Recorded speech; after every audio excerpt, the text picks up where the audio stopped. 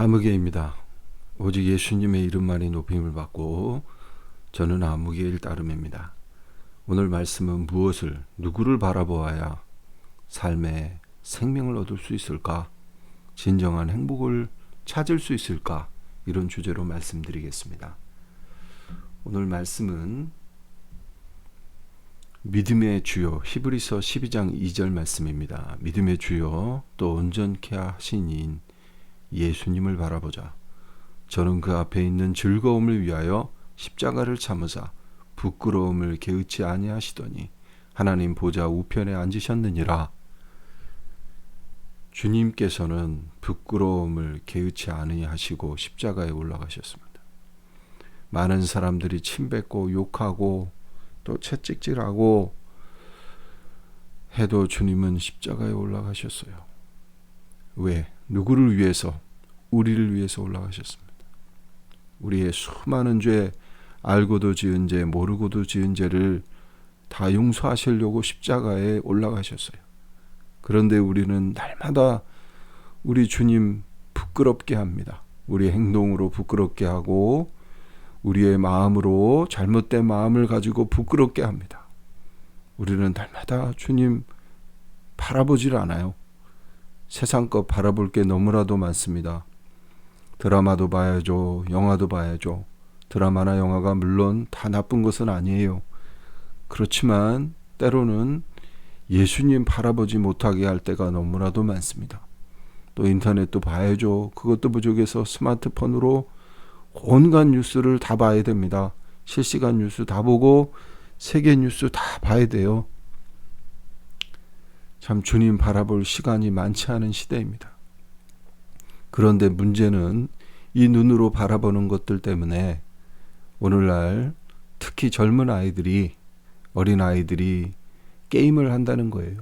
이 게임을 하면서 자신이 눈으로 바라보는 그런 아주 잔인한 일들이 또 죽이는 이 것들과, 물론 게임도 다 나쁜 것은 아니에요. 그렇지만 지나친 게임들, 폭력적인 게임들이 너무나도 많습니다. 이런 게임들 하면서 아이들의 생각과 마음이 변하는 거예요.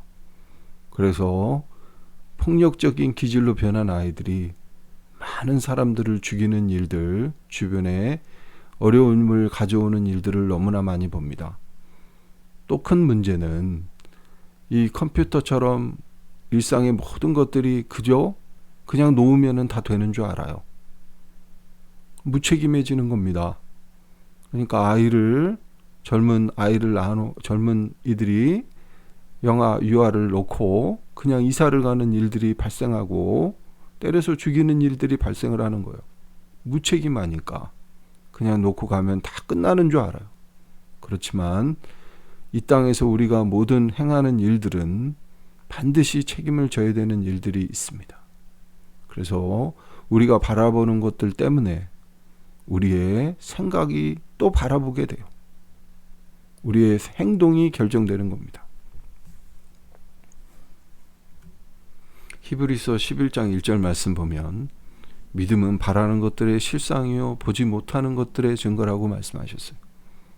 그래서 믿음으로 우리가 우리 마음속으로 무엇을 바라보느냐, 이 일에 따라서 우리의 삶이 결정되는 경우가 너무나도 많습니다. 자, 창세기 13장 8절에서 17절이에요. 아브라함이 조카 롯과 이제 애굽을 떠나서 베델과 아이 중간쯤 머물렀습니다. 근데 그때 아브라함은 금가운도 많고 그 다음에 가축도 참 많았어요. 근데 롯도 마찬가지입니다. 하나님께서 그들에게 축복을 하셨던 거죠. 근데 문제는 서로 간에 너무나 많고 지역은 좁으니까 서로 간에 다툼이 일어나는 거예요. 그것을 돌보고 있는 목자들이 서로 다투고 싸우니까 아이고 이러면 안 되겠다 해서 두 사람이 이제 헤어지기로 합니다. 차라리 없을 때는 헤어지지 않는데 있으니까 있는 거 바라보고 하나님 바라보지 않고 다투기 시작하는 거예요. 그래서 때로는 우리가 가진 것들 때문에 우리가 주님 바라보지 못할 때가 너무나도 많습니다. 그래서 꼭 많이 받은 것이 결코 큰 축복은 아니라는 사실을 우리가 명심해야 됩니다. 또 그래서 이제 롯과 아브라함이 롯과 헤어질 때 롯에게 먼저 이야기를 했어요. 그럼 어디로 가고 싶은 데로 가라. 아브라함은 또 롯에게 기회를 준 거예요. 일반적이면 롯이 아브라함에게 더 먼저 삼촌이 먼저 결정하세요. 이렇게 얘기를 할 텐데 롯도 별로 그렇게 인성이 좋은 것 같지는 않습니다. 그래서 롯은 결국 이제 그 동쪽에 있는 소돔으로 옮기게 됩니다. 눈에 보이기는 좋았지요. 그러나 소돔은 죄악으로 가득 찬 도시였어요. 반면에 아브라함은 무엇을 봤습니까? 롯은 당장 풍요로워 보이고 즐겁고 향락이 있고 살만한 곳을 선택했어요. 그렇지만 그것은 죄악이 관영했던 곳입니다. 반면에 아브라함은 무엇을 봅니까? 아브라함은 하나님을 바라봅니다. 그래서 아브라함은 나중에 롯이 떠난 후에 하나님께서 아브라함에게 동쪽뿐만 아니고 롯이 떠난 동쪽뿐만 아니고 모든 것을 주십니다. 아브라함에게 하나님께서는 동쪽과 서쪽을 바라보라. 보이는 땅을 내가 너와 네 자손에게 주리라. 영원히 이르리라. 북쪽과 남쪽도 주시고 동쪽과 서쪽도 주시는 것. 하나님을 바라봤을 때 이런 놀라운 역사가 일어나는 것. 또 다윗을 생각해 보십시다. 다윗은 골리앗 앞에서 섰습니다. 사무엘상 17장 41절부터 47절. 이때 골리앗은 꼬마 소년 다윗을 보고 그런 말을 합니다. 내가 나를 개로 알고 막대기를 가져왔느냐? 그리고 다윗을 저주합니다. 아브라함은 꼬마 다윗을 봤어요. 눈에 보이는 것만 봤어요.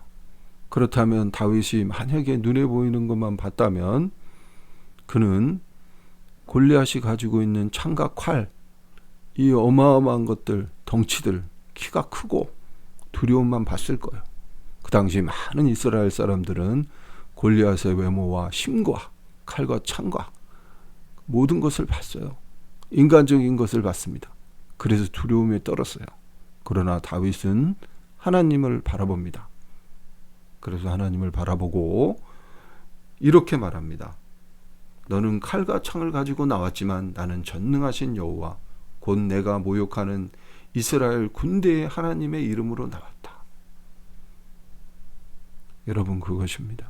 여러분, 골리앗의 눈을 가지고 세상을 바라보느냐, 또 두려움과 이 걱정 속에 빠져 있는 눈으로 세상을 바라보느냐, 이스라엘 사람들처럼 당시에, 반면에 다윗처럼 하나님 아버지를 바라보느냐, 여러분의 삶에 어떤 눈으로 바라봅니까? 히브리서 12장 2절 말씀 보면 믿음의 주요 또 온전케 하시는 예수님을 바라보자. 자, 우리는 다시 말씀드립니다. 저는 그 앞에 있는 즐거움을 위하여 십자가를 참으사 부끄러움을 개의치 아니하시더니 하나님 보좌 우편에 앉으셨느니라. 우리는 믿음의 주요 또한 온전케 하시는 예수님을 바라봐야 돼요. 그러면은 예수님께서 우리를 어떻게 변화시키시느냐? 성령 안에서 우리를 변화시키십니다. 우리가 예수님을 믿고 우리의 죄를 회개하고 또 예수님을 우리 구세주로 영접하면 예수님은 참 좋으신 분이기 때문에 우리를 보호해 주시고 우리를 인도해 주시고 거룩한 저 천국까지, 거룩한 하나님 아버지의 전까지 갈 수 있도록 성령을 주십니다. 그래서 이 성령의 역사로 살면 우리는 우리 삶에 놀라운 일들이 일어나는 거예요. 그래서 우리가 예수님을 바라보는 것이 첫 번째입니다. 그러면 우리의 삶이 예수님을 바라봤을 때, 또 성령이 함께 하셨을 때 우리의 삶이 어떻게 변화하는가 우리가 생각해 보겠습니다. 때로는 우리가 알지 못할 때가 많고 무엇을 구해야 될지도 모르겠고 어디를 가야 될지도 모릅니다. 그럴 때 성령께서는 로마서 8장 26절 말씀처럼 이와 같이 성령도 우리 연약함을 도우시나니 우리가 마땅히 빌 바를 알지 못하나 오직 성령이 말할 수 없는 탄식으로 우리를 위하여 친히 간구하시느니라. 성령께서는 우리를 위하여 하나님 아버지께 친히 간구를 하십니다. 우리가 무엇이 다 구할 줄 모를 때가 있어요. 말재주가 없고 또 우리가 전달하는 방식이 약하고 또 우리가 무엇을 또 힘이 너무 들어서 무엇을 구해야 될지도 모를 때거나 아니면 힘이 너무 드니까 빠지니까 무엇을 말하기도 힘들 때가 있어요. 그럴 때 우리 성령님께서 우리가 빌 바, 우리가 구할 것 이상으로 하나님 아버지께 구해서 그것에 해답을 주시는 겁니다. 그런데 우리는 성령으로 살면 우리가 도대체 어떻게 살아야 되느냐? 우리는 구하고 얻는 거에만 힘을 가져요. 그러나 성령님이 우리 안에 역사하시면 우리가 반드시 지켜야 될 일들이 있습니다. 로마서 8장 26절 내가 이르노니 너희는 성령을 따라 행하라. 그리하면 육체의 욕심을 이루지 아니하리라.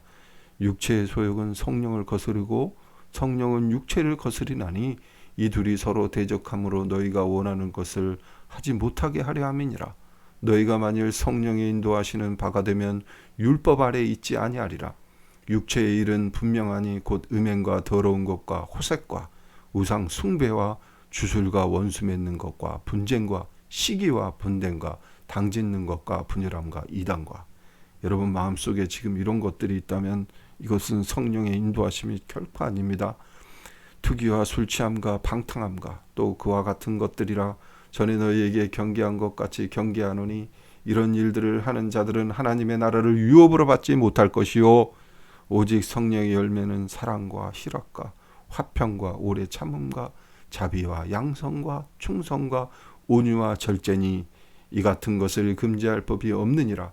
그러므로 예수의 사람들은 육체와 함께 그 정욕과 탐심을 십자가에 못 박았느니라.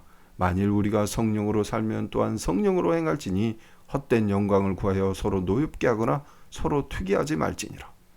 여러분 반드시 성령으로 살면 이와 같은 성령의 열매 사랑과 희락과 화평과 오래 참음과 자비와 양성과 충성과 온유와 절제가 있어야 합니다. 여러분 온유가 없습니까? 절제가 없습니까? 사랑이 없어요? 또 여러분 희락도 마음의 기쁨과 화평이 없어요?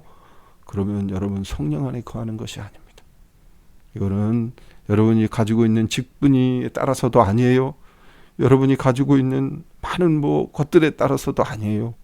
여러분이 교회 열심히 나가고 여러분이 성경을 많이 읽고 여러분이 기도를 많이 해도 이와 같은 것들이 여러분 안에 없다면 여러분은 성령의 열매가 없는 것이고 성령이 여러분 안에 거하지 않습니다. 여러분이 만약에 이 성령을 거스르는 역사, 성령을 회방하고 성령을 지키지 않은 일들이 얼마나 두려운 일들인지 여러분이 반드시 아셔야 합니다. 왜? 예수님이 여러분을 위해서 십자가에서 돌아가셨어요. 온갖 부끄러움을 견디시고 돌아가시고 여러분을 위해서 굉장히 큰 희생을 치른 거예요. 이 가치는 대단히 큰 겁니다. 이 가치는 돈으로도 물질로도 세상 권세로도 바꿀 수 없는 가치입니다. 그런데 여러분은 이 가치, 이 희생의 고귀한 이 가치를 여러분은 너무나 가볍게 생각하는 경우가 많습니다. 우리는 살면서 날마다 죄를 짓고 날마다 분쟁하고 투기하고 날마다 성령의 역사를 따라가지 않을 때가 너무나도 많아요. 그리고 또 하나님께 옵니다. 그런데 여러분 이런 말씀이 있습니다. 마태복음 12장 31절 그러므로 내가 너희에게 이르노니 사람의 모든 죄와 회방은 사하심을 얻되 성령을 회방하는 것은 사하심을 얻지 못하겠고. 여러분 사람의 모든 죄와 회방은 사하심을 얻습니다. 그런데 성령을 회방하는 것 이것은 사하심을 얻지 못한다고 하셨어요. 하나님도 예수님께서도 우리가 하나님께 예수님께 또 이 땅에 살면서 사람으로 우리가 죄를 짓는 것들 다 용서해 주신다고 했어요. 그런데 성령을 회방하는 것은 용서할 수 없다고 하셨어요. 성경 영어로 잠깐 보겠습니다. And so I tell you, every sin and blasphemy will be forgiven man, but the blasphemy against the Spirit will not be forgiven. 또 마가복음 3장 29절 누구든지 성령을 회방하는 자는 사심을 영원히 얻지 못하고 영원한 죄에 처하느니라. 여러분, 성령을 회방하고 성령의 열매를 거두려고 살지를 못하고 성령 안에 거하여서 살지 않는다면 이것은 굉장히 대단히 위험한 일입니다. 여러분, 이것은 사심을 얻을 수 없는 일이에요.